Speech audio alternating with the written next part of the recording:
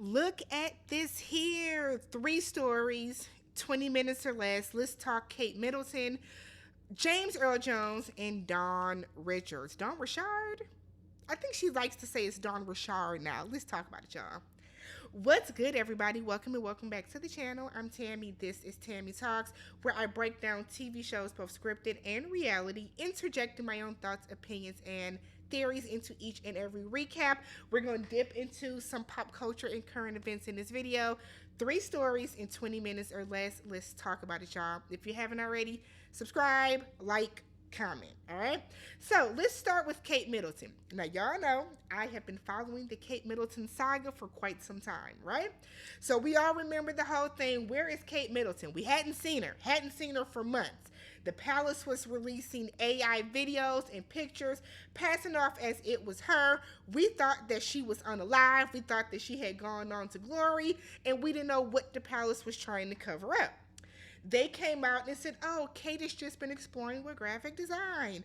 Then it came out saying that Kate had cancer. They never specified what type of cancer, but that she had cancer and that she was getting preventative chemotherapy. Now, I am not an oncologist. I am not a doctor by any sort. But if you have cancer, I don't think you are taking preventative chemo. Isn't it just chemo? Correct me if I'm wrong. If you are a doctor that can explain it down below, y'all let me know, because to me myself, it didn't make sense. However, since then, they were saying that we would not see Kate. We don't know when Kate's going to come back out and, pop out and show ends, right? We don't know when that's going to happen. But then there was so much uproar and turmoil because this is AI and this is AI and this is AI and this is fake. And there's so many different conflicting stories. We saw the soft launch of William's Mistress, right? The palace was ignoring all the Kate and William talk, and now they're focusing more on Harry and Meghan, who the palace has all but shunned. So Kate popped out at the Trooping of the Color, right? Or the Trooping of the Guard, Color of the Guard. She popped out at that event where she seemed to be in good spirits and in good health. There was no broken bones. She looked fine.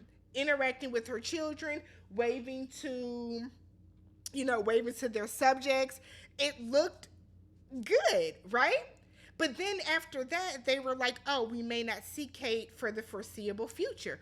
We don't know when she's going to come back out into the public, but she's going to do very minimal royal duties. So it's not quite adding up. This week, they announced that Kate has finished her preventative chemotherapy, but we still don't know when she's going to be back in the public eye. What's really going on over there? Y'all think Kate and William are just getting a divorce? Because if y'all are about to divorce, y'all can just go ahead and say it. That's nothing new. Your daddy did it. What is the scandal behind this? I'm still going to keep my eye on this story. I fell back from it, when they announced that she had cancer, because I'm like, I don't want to be that person. But I'm going to keep my eye on this because I still feel something is off with Kate Middleton, Princess Catherine, if you want to be formal. All right? Let's go to the next story, y'all, of James Earl Jones. Rest in peace to James Earl Jones. I think he was Darth Vader. I don't watch that, but I think he was Darth Vader. We know him. I know him as Mufasa from Lion King.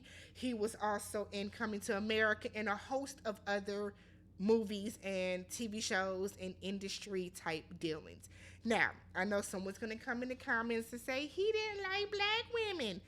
We're focused on celebrating his talents as somebody that has passed away. What he did in his personal life is what he did in his personal life. This moment right here is to celebrate the talent that he was. He was 93 years old when he passed away, which is a blessing to live that long. I feel like whenever people get into their 90s, I really always want you to hit that 100-yard mark. It doesn't happen for everybody, but I would love for it to happen. Like, my grandmothers were 95 and 92 when they passed away, respectfully. And I like it'd have been dope if they would have hit 100, right? So rest in peace to James Earl Jones. Sending comfort and prayers and good vibes to his family and friends that were affected by his death. Then finally, let's talk Don Richards. I don't have a whole lot to say about this particular story, because I'm not gonna read like the lawsuit or anything like that. But Don Richards, is joining the long list of prosecutors, plaintiffs, however you want to say it, victims of Puffy, right? So we know earlier this year, Cassie broke the internet by coming out with this very sad, unnerving, scathing lawsuit that called out what Diddy had done to her. Diddy denied it, but still paid her off. So, like, you're guilty. We then saw the video that was released showing him hitting and dragging her through a hotel. We saw Diddy get raided by the FBI. We've seen like his son and being in the lawsuits, and his sons by Justin and Christian. Like we've seen the makings of the beginning of the end for Diddy, right? Dawn, who we know I first met her at least through TV when she was a part of Danny DeCane from Making the Band. She then went on to be in Dirty Money, which Dirty Money was a vibe. Dirty Money's album, they had one album was so good. Oh my God, that was such a good album. But she went on to be in Dirty Money with Diddy and Kalina. So Dawn put out this lawsuit where she's alleging that she has been a victim of various types of abuse at the hands of Sean Combs. Also, she has witnessed various forms of abuse to Cassie. Right? I believe every word Dawn said. Every single word. I believe every goddamn word that Dawn has said. I believe everything that everybody has said about Diddy, if we're being real. If we're going to keep it 100, I believe everything that everybody has said about him, right? So there's that. So Kalina, who was also in Dirty Money, came out with an Instagram story rebuttal that is paragraph on paragraph on paragraph on paragraph that nobody is reading to come out and defend Diddy. Now, I would never for the life of me understand why these people feel the need to come out and defend this man when it has been proven that he has done this shit time and time again. Dawn and Aubrey, to my understanding, are two of the very few that did not sign Diddy's NDA when he gave everybody their masters and their rights back to their music. I don't know what Kalina's doing, but this is never a good look. I mean, nobody thinks about Kalina anyways, but this is never a good look because the same way that people said Cassie was lying and the proof came out and Cassie was vindicated, the same thing is going to happen here with Dawn. It's going to be interesting, though, to see if Diddy pays her off. Because he tried to make that Cassie lawsuit go away very quickly, right? Diddy tried his best to throw that up under the bus and get rid of that shit as soon as he could.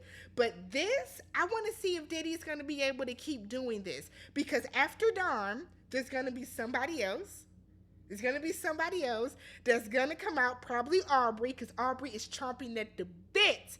I think Aubrey is just waiting for the best opposition or the best time to come out and pop out and show niggas. She can't wait to throw Diddy's ass underneath the jail.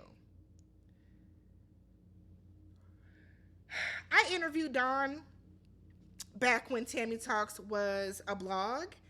She wasn't the nicest person. So I've been kind of off her since then.